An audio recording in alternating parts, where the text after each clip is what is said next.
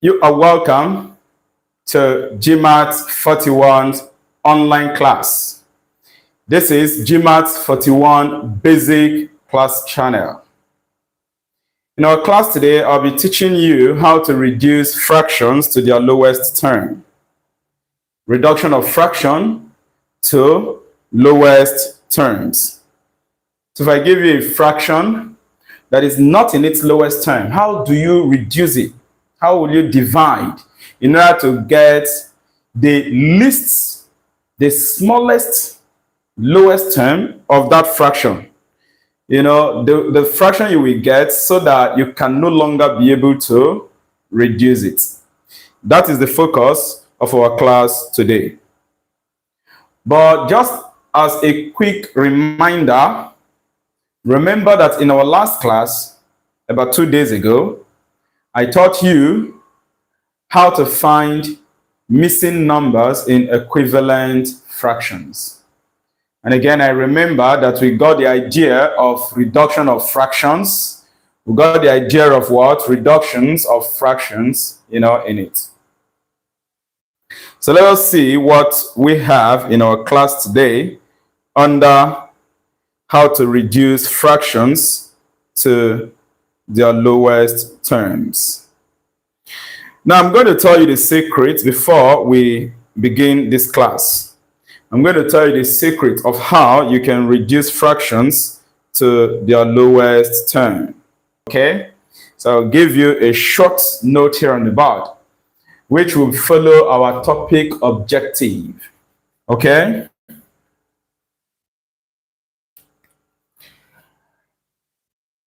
To reduce fractions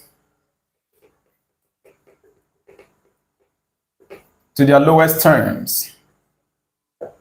To their lowest term. Simply means to divide the numerator,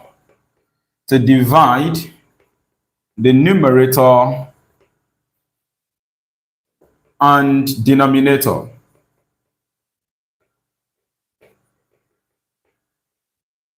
by their highest common factor. We know the highest common factor is H.C.F. H.C.F. So as to get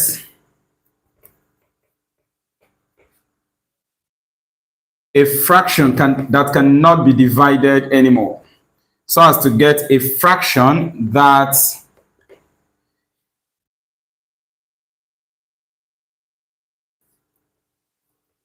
cannot be divided by any common term. When you say any common number. So this is the whole idea of reduction of fraction. When you are told to reduce fraction, it is simply to divide the numerator and denominator by what? Their highest common factor. This is the key point here. Divide the numerator and denominator by their highest common what? Factor. And there is a reason for that. Why are you dividing the numerator and denominator by their highest common factor? You're doing that so that you can get a fraction, so as to get a fraction that cannot be divided by any common number. Anytime you reduce a fraction to its lowest term, it is important for you to know that no common number can divide the numerator and denominator again. No other number can be used to divide the numerator and denominator again. So this is what reduction of fraction is all about. Now, what is the secret of being able to handle reduction of fraction? What is the secret? The secret is simply here in what reduction of fraction is. It is expected that you should have good knowledge of highest common factor. Please, dear basic scholars,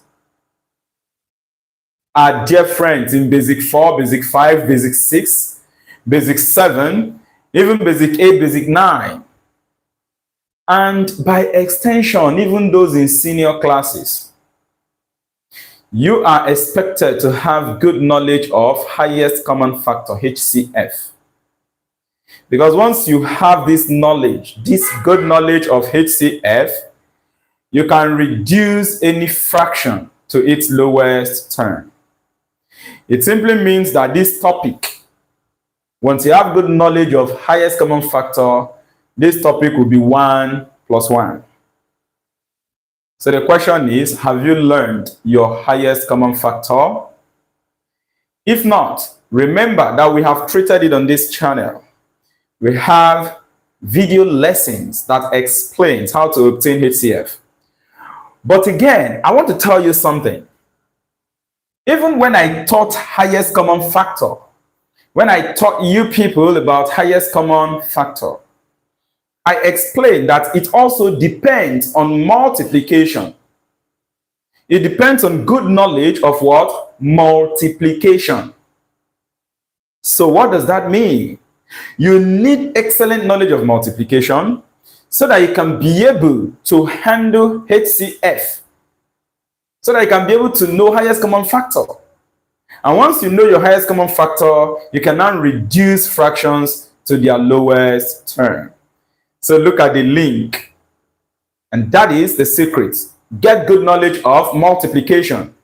That will help you out in HCF. And then that will solve your problem on reduction of fraction to their lowest term. Another secret you want to bear in mind are the rules of divisibility. Rules of what? Divisibility. You want to know when a number can be divided by 2, when can a number be divided by 3, by 4, by 5, by 6, by 7, when can a number be divided by 8, when can 9 divide a number? When can 10 divide a number? The rules of divisibility are very important. Example 1. Example 1. Reduce 18 over 48 to its lowest term. Reduce 18 over 48 to its lowest term. Before we solve this question, I would like to tell you something. You may hear about prime factorization method of reducing fractions. But if you look at the short note I have on the board here, I have decided to pick the highest common factor method, because there are actually two methods one can use in reducing fraction. You can go through the prime factorization method. In that case, gradual reduction, small, small, small, step by step. But although that method is still okay, but it will stress you more. If you know the HCF, highest common factor of the numerator and the denominator, it is faster to use that. Therefore, from here at GMAETS41 basic class, I am going to be teaching you more of the HCF method, the highest common factor method. But for this first question, we are going to use the highest common factor method. We're also going to use the prime factorization method. But rather than using the prime factorization method directly, I think I would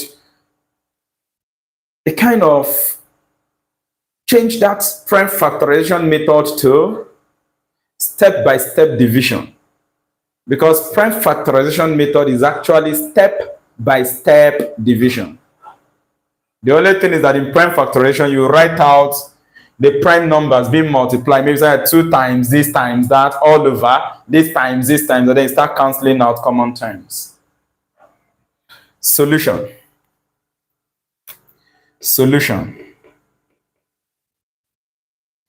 So we are using H.C.F method. Method 1. Method 1, H.C.F method. So what I have here is 18 over 48. All I will do is to ask myself, what is the HCF of this number? These numbers, numerator and denominator. And the HCF of 18 and 48. The highest number that can divide them is 6. That's the highest number they can use to divide 18 and 48. And let me tell you something, from the rules of divisibility, we can actually get this highest common factor. Look at the board. 18, 2 can divide it. If you follow prime factorization method, for example, you will find out that 2 can divide 18. How did I know that 2 can divide 18? Here, I need the rules of divisibility. For a number to be divided by 2, the last digit of the number must be an even number. The last digit of the number must be an even number. So if the last digit is an even number, then 2 can divide it. So 8 is an even number, so 2 can divide it. You can see 48. 8 is an even number, so 2 can divide it. Okay. We have known that 2 can divide these two numbers. There's another number that can divide them again, 18 and 48. 3 can divide 18, 3 can divide 48. How did I know that 3 can divide 18? How did I know that 3 can divide 48? Again, rules of divisibility. Rule number 2. How to know that a number can be divided by 3. And how do we know that a number can be divided by 3? Simply add the digits in the number. For example, 18 is 1 plus 8. The digits there, if you add it, it's 1 plus 8.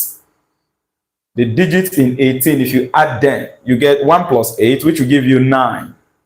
You know that 3 can divide 9, because in 3 times table, you see now that multiplication is what gave birth to all these secrets. In 3 times table, 3 times 3 will give you 9. So 3 can divide 9 to give you 3. Therefore, since 3 can divide 9, and 1 plus 8 gave you 9, it means that 3 can also divide 18. Go to 48. How did I know that 3 can divide 48? Still think of the same thing. 48, the two did.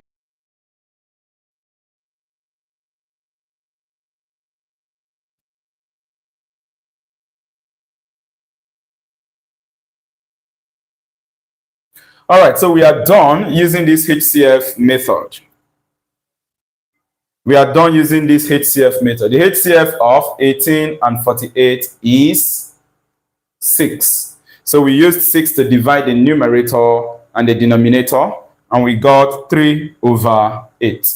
Therefore, 18 divided by 48 will give you 3 over 8. One good thing about this method is, once you do that division, the answer you get is your final answer. That is the advantage of this highest common factor method. You see how I use the knowledge of HCF, and actually to get the HCF to be 6, it was multiplication table that helped me. Although I still showed you how I got that 6 again from rules of divisibility. So you see, there are so many things that can guide you, different knowledge, that can guide you to know how to solve this problem, to know what to do. Let us look at method 2. I'm going to manage this part of the board.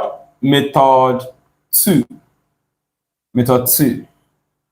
This method 2 actually is prime factorization method. But then we would handle it as continuous division. We would handle it as continuous division. Okay, just watch as I do it. 18 we have 18 all over 48. So instead of thinking of the HCF, highest common factor, directly, we can decide to start breaking them down gradually using the smallest number. You know, that knowledge actually comes from using the concept, the idea of lowest common multiple, LCM. That is why on this channel, before I started the class on fraction, I had already released the video lessons on LCM, factors and multiples, on H.C.F, on basic arithmetics, under which we met division. Because all these things, you need them to guide you in handling a lot of things in fractions. So this is going to be, let us start dividing using the lowest term. The smallest number that can divide 18 and 42, is it 42 or 48? Sorry, this is 48. 18 over 48. The smallest number that can divide both of them, if you are to go through LCM, because prime factorization, we actually know the prime factors of a number from LCM method. If I give you 18 now, and I start dividing, you will get the prime factorization. For example, 2 can go here 9, 3 can go 3, 3 can go 1. So the prime factors of 18 will become 2 times 3 times 3. You know something? You did something like this under LCM. So we now know that the lowest number that can divide 18 is 2. The same thing, that number, which is 2, the lowest common multiple, or the lowest number rather, that can divide 18 and 48 is 2. So we can now reduce with 2. Using 2 to divide 18, you are going to get 9. If 2 divides 18, you will get what? 9. Then you use 2 to divide 48. If 2 divides 48, you will get 24. You will get 24. I have taught you division, how to carry out short division. See, all of these things I've taught you on this channel. If you have not learned them yet, please make sure you go back and learn them. Under division, I taught you how to divide terms. As a matter of fact, this topic, reduction of fraction, we have actually treated it under division as basic arithmetics. I told you in our last class that although I'm going to teach you reduction of fraction, but we have done that under division. Don't forget, I told you that fraction is simply division. And that is why you don't joke with your basic arithmetics. Remember, you can also request for personal teaching of all these topics. In case you have problem as a basic scholar, somewhere in basic 4, basic 5, down to basic 9, you need assistance, you know, in this area, we can have a one-on-one online class. Are you following? You can contact GMAETS41 using this number. Now, let us move on, no time. I've used 2 to divide. Now, using 2 to divide 18 and 48, I got 9 and 24.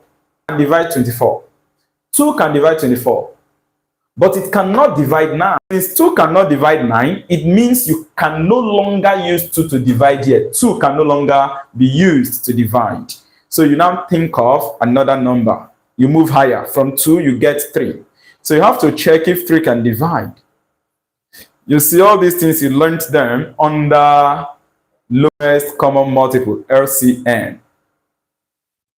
And whether you have all these topics, as we are calling them, as I'm calling them, the secret of all of them is a good knowledge? Excellent knowledge of multiplication. So please do not joke with multiplication. Let's go. So from what I'm saying, or what I said earlier, 2 can no longer divide. So you check for 3. 3 can divide 9, 3 can divide 24. So I'll use 3 to divide. No, here I use 2 to divide. And then here I'm going to use 3 to divide. If you use 3 to divide 9, you are going to get 3. Then use 3 to divide 24. 3 can divide 24. Yes, 3 can divide 24. How did I know that 3 can divide 24? Rules of divisibility. Rule of dividing a number by 3. It works here. Or I can simply think of my multiplication. I will go to 3 times table. Can I find 24 in 3 times table? And the answer is yes. 3 times 8 is going to give you 24. It means that this 24 can be divided by 3 to get 8. Are you following, right? If 3 divides 24, you are going to get 8. Now, we have 3 in the numerator. We have 8 in the denominator. Nothing can divide 3 and 8 again as a common number. No common number can divide 3 and 8 again. So this is the final result. We can now conclude, therefore, that 18 divided by 48 is equal to 3 over 8. Please, method 2 is prime factorization method. Yes, prime factorization method. Method 2. Method 2 is called prime factorization method. Although I didn't show up the prime factors, I didn't show it up. But that continuous division is actually prime factorization principle. Or should I just write it continuous division? Continuous division. I will still show you the proper prime factorization. So for that reason, let me just write this as continuous division method. Continuous division. Division. Continuous division method. But like I said, it is the knowledge of prime factorization that we use there. It is the knowledge of prime factorization. Let me show you the prime factorization method fully, which actually is what I used here. But let me just write it as method 3 anyway.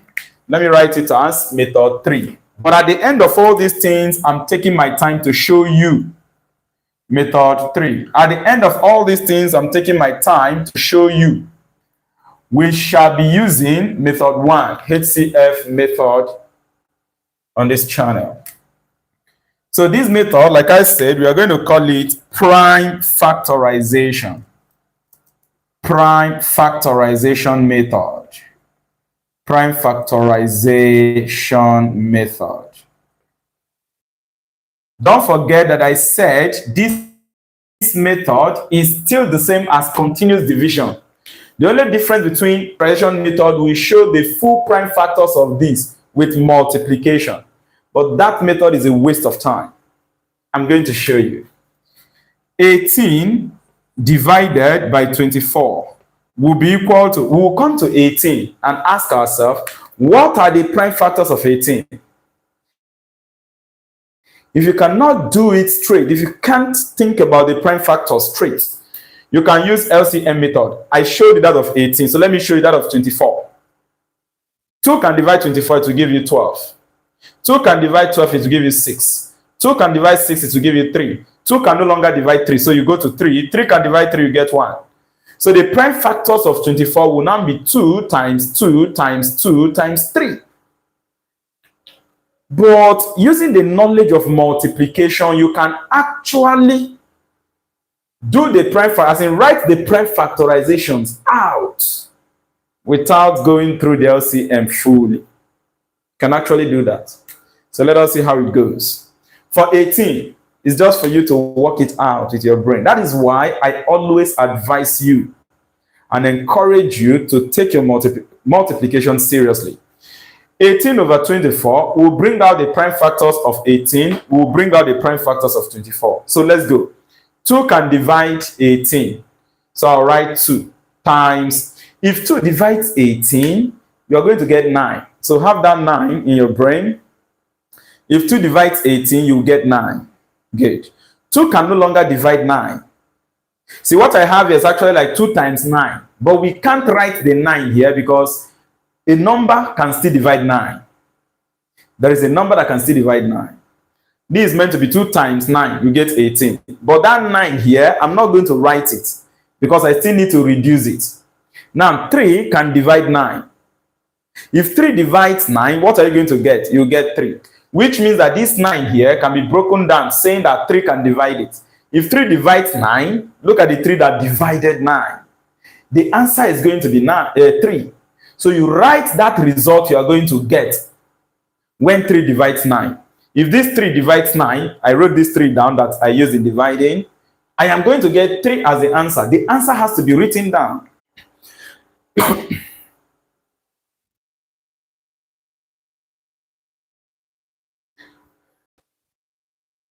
All right, sorry that the network seems to be interfering, but all the same, I've shown you the prime factors of 18. Look at it, 2 times 3 times 3. If you multiply this, you get 18. So 2 times 3 times 3 is the same as 18. The network is not friendly this evening at all.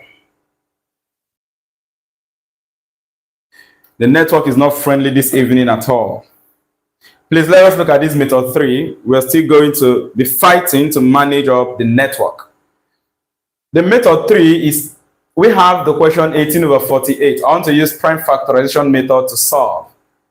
I'm sorry that earlier I wrote 18 over 24, please. So we are solving 18 over 48. Let us get the prime factors of these numbers. 18, what's the prime factor? You start. You have to be fast using your knowledge of multiplication or LCM, like I said earlier. This 18, 2 can divide it. If 2 divides 18, so you write that 2 that can divide 18, you are going to get 9. So this is just like 2 times 9 will give you 18. But you are not allowed to write that 9 because 9 is not a prime number. Okay? There is another number that can divide 9. And because 9 is not a prime number, you can't write it like this. If this 2 divides 18, you will get 9.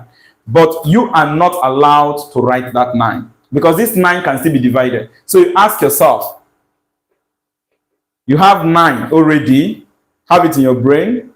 Now, what can divide 9? Can 2 still divide 9? No. Therefore, you move on to another higher number. From 2, you should be going to 3. Ask yourself, can 3 divide 9? Yes. 3 can divide 9 because in 3 times table, 3 times 3 is 9. Which means the 9 we were supposed to write here, which we can no longer write because 9 is not a prime number.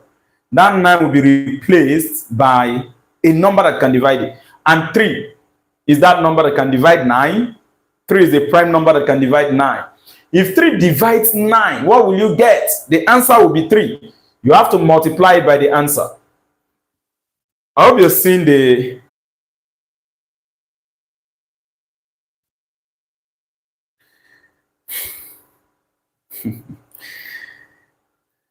network is terrible this evening. It's terrible. So you're welcome back. Let's continue. I've written the prime factorization or the prime factors of 18. I'll go on and find out the prime factors of 48. Use the same method. 2 can divide 48, so you write that 2. If 2 divides 48, you will get 24. But I can't write this 24 because 24 is not a prime number. 24 is not a prime number. So you have to find another number that can divide 24. 2 can still divide 24. Therefore, you wipe this 24, write the 2 that can divide it. If 2 divides 24, you're going to get 12. So this 2, if you divide that 24, you get 12. Look at the 12. But again, you cannot write that 12. You can't write it because 12 is not a prime number. 12 is not a prime number.